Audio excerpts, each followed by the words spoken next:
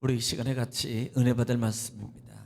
신약성경 마태복음 19장 17절로 말씀부터 22절 말씀까지 17절 말씀부터 22절 말씀까지 우리 다 같이 믿음으로 합독하고 같이 은혜 받겠습니다. 시작. 예수께서 이르시되 어찌하여 선한 일을 내게 묻느냐. 선한 이는 오직 한 분이시니라. 내가 생명에 들어가려면 계명들을 지키라. 이르되 어느 계명이오니이까.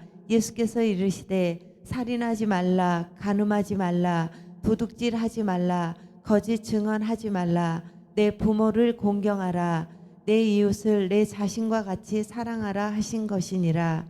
그 청년이 이르되 이 모든 것을 내가 지켰사온데 아직도 무엇이 부족하니이까.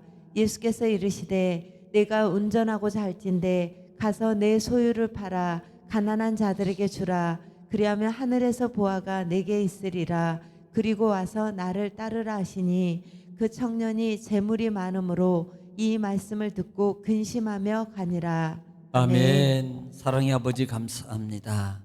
하나님, 간밤도 주님 은혜 가운데 하나님 우리에게 쉼의 시간을 주시고 또 한 날을 우리가 허락받으며 우리 생명을 또 연장시켜 주시며 하나님의 은혜의 은총과 말씀의 은총을 하나님 또 누릴 수 있고 받을 수 있는 귀한 시간을 허락해 주신 아버지 감사합니다. 먼저 하나님께 예배하며 찬양하며 이 시간도 말씀을 읽고 전하고 받기를 원하오니 생명의 은혜의 능력의 축복의 기적의 응답의 말씀을 통해서 우리에게 하나님 응답해 주시고 치유해 주시고 회복해 주시고 풀어주시고 열어주시고 하나님 축복하여 주시옵소서. 이 시간도 함께 하심을 주님 감사하며 예수님의 이름으로 기도 올려옵나이다. 아멘. 할렐루야. 하나님은 여전히 오늘도 말씀을 통해서 우리에게 말씀하십니다. 그러므로 우리가 말씀을 받는 자세의 태도가 중요한데요, 하나님 앞에서 내가 하나님의 음성을 듣는다는 자세로 이 시간도 하나님의 말씀을 여러분 받으면 여러분 복이 됩니다. 또 하나는 하나님의 말씀이 선포되고 여러분 음성이 들릴 때 우리가 화답하는 게 중요한데 그 화답은 아멘의 고백입니다. 아멘은 하나님께 영광을 돌리는 거고요, 아멘은 신앙의 고백입니다. 또 기도입니다. 그러므로 여러분 신앙의 고백과 기도를 통해서 응답받는 것처럼 여러분 소리 내서 아멘 할 때 하나님께서 그 소리를 들으시고 반드시 약속의 말씀을 통해서 이루어질 줄 믿으시기를 지금 축복합니다. 또 그렇게 되기를 주의 이름으로 다시 한번 축복합니다. 자, 우리는 계속해서 마태복음 19장 말씀을 통해서 같이 은혜를 나누고 있습니다. 지난 시간에 계속 이어서요 마태복음 17장 말씀으로 이어가는데요, 사실 16장 말씀부터 어떤 사람이 주님께 와서 그랬습니다. 자, 이 어떤 사람은 청년이라고도 하고 또 관원이라고 한다 그랬어요. 그러니까 또 하나 중요한 것은 이분은 바리새인 중에 속해 있는 한 사람으로서 유대인의 회당을 관리하는 관리직일 수도 있고, 또 하나는 로마에 의해서 직임을 받고 그 다음에 어떤 로마의 공직적인 일, 어떤 공공적인 일, 이런 일을 관리하는 어떤 관리인일 수도 있다 이 말이에요. 중요한 것은 이 사람이 바리새직 어떤 사고를 가지고 있었다는 사실이에요. 또 하나는 이 사람이 부자였다는 말씀입니다. 그래서 이 사람이 예수님께 와가지고 어떻게 해야만이 영생을 얻을 수 있겠습니까? 라고 예수님께 질문할 때, 자 17절 말씀에 어찌하여 선한 일을 문의하라는 그 질문이었고요, 그 다음에 오직 예수님께서 이렇게 말씀합니다. 자, 어제 말씀을 드리다 말씀을 우리가 정리했는데요, 하반절 말씀에 내가 생명에 들어가려면 계명을 지키라라고 말씀했어요. 여러분, 이 계명을 지킨다는 말은 실제적으로는 총체적인 의미를 말하는 거예요. 총체적인 의미를 여러분 바로 알아야 됩니다. 계명을 지킨다는 이거예요. 여러분, 하나님께서 예를 들면 아담과 하와를 창조하시고 에덴 동산에 이끄시고 하나님께서 한 가지 준 게 있어요. 그게 뭐냐면 하나님의 계명입니다. 계명은 선악을 알게 하는 이 열매만큼은 먹지 말아라 라는 말씀이에요. 이게 계명이거든요. 야, 그러면 지금 이 계명을 주신 목적이 뭐냐 이 말입니다. 자, 죽이기 위한 거냐 이 말이에요. 너 이거 먹으면 죽는다, 이거 먹으면 너는 정녕 죽을 것이다, 하나님이 죽이려고 한 게 아니라는 사실. 이 계명은 살리는 데 목적이 있습니다. 이 계명은 사랑의 목적이 있다는 말입니다. 자, 이렇게 말할게요. 우리가요 살아가면은 우리가 쉽게 뭐 헌법이 있고 민법이 있고 상법이 있고 도로교통법이 있고 등등 회사에 여러 가지 기타 부칙적인 많은 법이 있습니다. 또 가정에도 보이지 않는 도덕적 법이 있어요. 여러분, 이 법을 세운 이유가 뭐냐 이 말입니다. 그것은 결국은 여러분 가정을 지키기 위한 거고, 한 사람의 재산을 지키기 위한 거고, 그 다음에 한 사람의 생명을 지키기 위해서 법을 만들어 놓은 거예요. 그러므로 여러분 법은 바로 알아야 된다 이 말입니다. 예수님은 지금 그 부분을 얘기하고 있는 거예요. 그러므로 예수님이 여러분 오셨을 때 이렇게 말씀해요. 야, 내가 율법을 폐하려 한 것이 아니고 율법을 완성하러 왔다라고 말씀합니다. 자, 이 부분이 뭐예요? 이 율법의 완성이라는 개념은 하나님께서 약속해 주신 그 계명을 이루신 계명의 참뜻이 뭐냐는 겁니다. 살리는 거예요. 그래서 내가 그 십자가의 죽으심으로 죄 속에 있는 많은 죽어가는 자들을 내가 살리는 것이 결국은 율법의 완성이라고 말합니다. 여기에 의미가, 여기에 본질이 있다는 사실이에요. 지금 이 계명을 얘기하고 있다 이 말입니다. 그런데 바리새인들은 어땠습니까? 당시에 외식적인 거잖아요. 형식적이었잖아요. 지키는 죄만 급급했습니다. 그리고 그 지킴으로 뭐예요? 자기가 지키니까 남을 정죄하는 데 사용하는, 죽이는 데 사용했다 이 말입니다. 그러므로 우리는 여러분 계명을 바로 알아야 됩니다. 자, 18절 말씀에 이르시되 어느 계명이 오니까 예수께서 이르시되 살인하지 말라, 간음하지 말라, 도둑질하지 말라, 거짓 증언하지 말라. 그래서 십계명 부분에 하반절 부분을 얘기하는 겁니다. 살인하지 말라, 간음하지 말라, 도둑질하지 말라, 거짓 증언하지 말라. 이렇게 말해. 또 내 부모를 공경하라. 그리고 내 이웃을 내 자신같이 사랑하라 하신 것이니라. 이렇게 말씀합니다. 자, 우리는 여기서 그래, 율법의 우리는 시내산에서 출애굽기 20장에 하나님이 19장부터 준비해서 십계명을 주셔요. 십계명은 두 부분으로 갈라진다 그랬습니다. 첫째는 하나님에 대한 거, 1계명부터 4계명, 그다음에 5계명부터 마지막 계명은 사람과 인륜적인 관계라고 그랬습니다.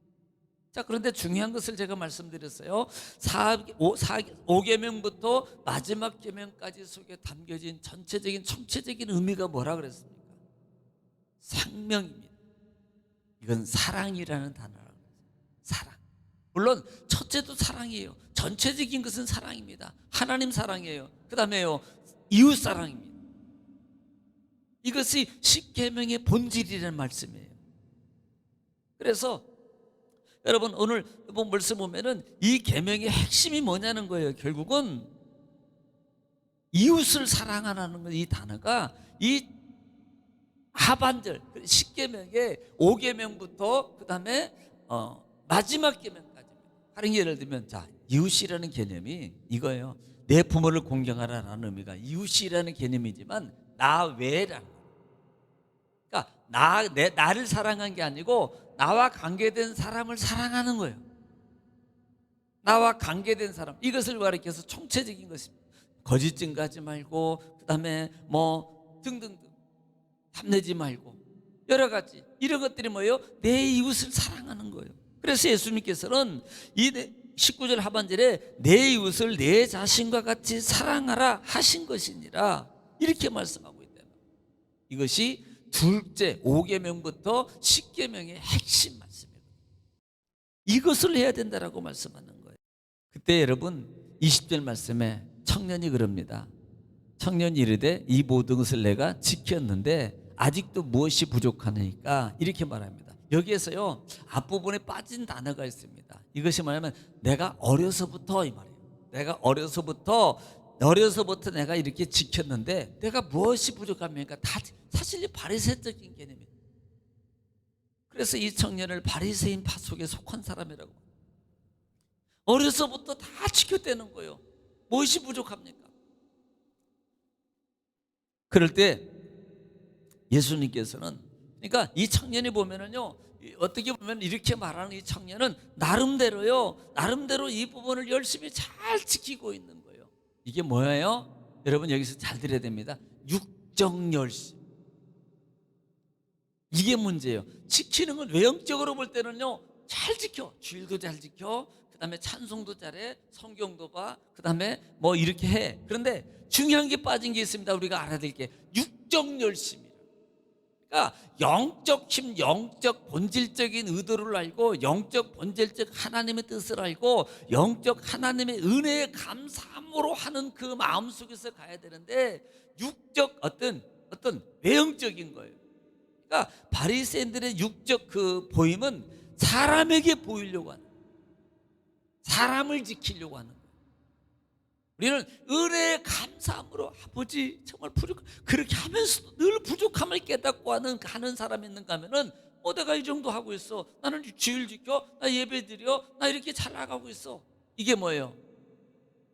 육적 지킴, 은혜의 지킴이 아니라 이 말이에요. 은혜를 지키는 사람은요 늘 부족해요, 늘 죄송해요, 늘 감사해요. 이겁니다. 그런데 바리새인들은요 보세요, 하나같이 나 이렇게 하고 있어, 봐봐 사람들로 봐봐 나 이렇게 잘 지키고 있어. 이것을 자기를 나타내는 거예요. 자기를. 그러니까 은근히 이게요 하나님의 은혜 감사해 하면서도요 죄송해요 이런 마음으로 가야 되는데 나 이렇게 하고 있어, 자기를 나타내려고 하는 그런 의도성이 많다라는 사실. 여러분 오늘 예수님은 바로 그런 부분을 말씀하고 있는 거예요. 청년은 바로 나는 그렇게 했습니다. 그런데 사실요 이 청년의 의도 속에는요 이미 제가 아까도 말씀드렸습니다만은 정말로 본질적 의미가 있습니다. 그냥 바리새 어려서부터 그렇게 해왔기 때문에 그냥 그렇게 해야 되는 줄 알고 한 거예요. 그러니까 하나님의 구속의 은혜, 하나님의 사랑의 은혜를 가지고 한 게 아니고 어려서부터 그냥 습관적으로 해온 것을 해가고 있었고요. 그러니까 그냥 그렇게 말하는, 나 그렇게 했는데요. 그러니까 육적으로 행하면 그렇게 행하면 그냥 되는 줄 알았어요. 그렇게 알고 한 거라 이 말입니다.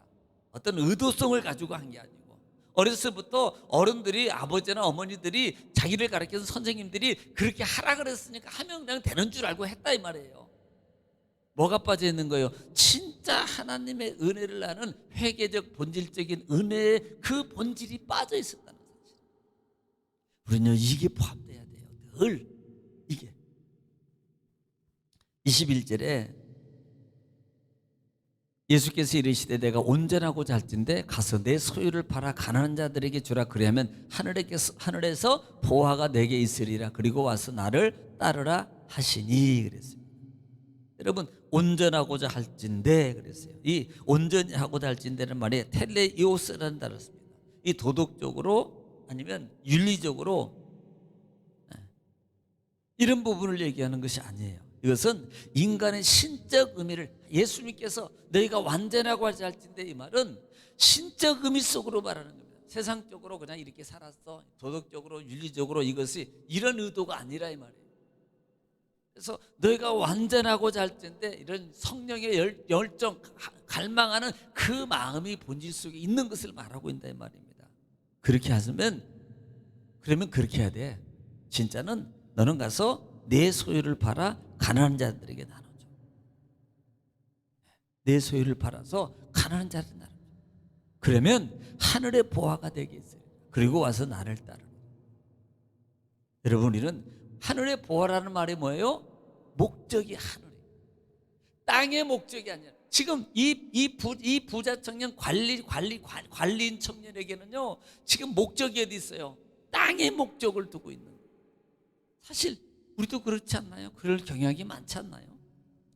사실은요 왜 육이 본질로 가지고 있기 때문에 어쩔 수 없어요. 누구든지요. 그런데 그 마음을 자꾸 추스려서 하늘로 올리는 힘이 있어야 돼요. 그 마음과 생각을 자꾸 하늘로 바꿔가는 그 힘을 발휘해야 돼요. 그 힘을 발휘하지 않으면요 절대로 그 마음과 생각을 여러분 가져갈 수가 없습니다. 이게 영적 믿음의 힘이라는 단어. 그 힘이 있어야 돼요. 그래서 너는 가난한 자들에게 그것을 나눠줘라 이렇게 말씀하고 있습니다. 어떻게 보면은 이 부분은요 세상의 마음에 있는 것을 버리라는 거예요. 세상의 마음이 있어요. 왜? 이 청년이 22절에 보면은 재물이 많음으로 근심하고 가니라 이 말이 바로 거기에 표현이에요. 재물이 많음으로라는 단어를 써요. 이 청년은요 여기를 의지하고 사는 거예요. 여기를 따라가고 살았다 이 말입니다. 그가 바리새적 개념을 가지고 말씀을 지켜가고 있었지만 실제적으로는 이 청년에게 있어서는요, 말씀을 지켜갔지만 실제 의지는 하나님이 아니었고 이 재물이었다는 거예요. 예수님은 이 부분을 바꾸기를 원한단 말입니다. 재물을 의지하지 마, 하나님 의지. 하나님 바라봐요. 너가 정말로 영생하기를 원해? 너가 하나님의 전자 약속을 받기를 원해? 진짜 하늘의 보화를 네가 있는 걸 알아? 그러면 하나님 의지, 물질 의지하지. 우리가 솔직히 물질 의지하잖아요. 오늘 세상이 물질 만능주의잖아요. 여러분, 필요 없다는 소리가 아닙니다. 필요해요. 그런데 목적은 아니에요. 분명해야 됩니다. 이게 목적이 아닙니다. 그거 목적 가면요, 결국은요, 여러분 명심하세요. 소돔과 고모라 성에 롯의 처와 같이 된다. 롯처럼 된다 이 말입니다. 한순간에 모든 것을 다 잃어버려요. 왜? 아브라함은 영적인 것을 선택했고 롯은요, 육적 물질적인 것을 선택했습니다. 최후가 뭐예요? 보세요. 다 없어지는 거예요. 물질은 없어져요. 그러므로 땅에 주지 말고 영적인 것을. 그래서 예수님 뭐래요? 나를 따르라는 말이 바로 거기 있는 거예요. 내 말씀의 계명을 지키고 나를 따라와라. 나에게 목적을 둬라. 하나님께 목적을 둬라. 이것이 영생의 길이다. 내가 곧 영생의 길이다. 이것을 분명하게 이 청년에게 가르쳐주고 있습니다. 아니, 오늘 우리에게 가르쳐주고 있는 겁니다. 오늘 정말 사랑하는 성도 여러분, 이 말씀을 여러분들 하나님의 음성에 들으셨습니까? 성령의 음성을 들으셨습니까? 그렇다면 우리가 신앙의 길을, 행로를 바로 정하십시오. 또 잡아야 됩니다. 또 추스려야 돼요. 또 시작해야 됩니다. 오늘도 시작하시고 또 가정을 위해서, 자녀를 위해서, 사업장을 위해서, 이 나라 민족을 위해서, 교회를 위해서 이 시간에 주여 한번 부르시고 통성으로 하나님께 간절히 여러분 기도하겠습니다. 기도합니다. 주여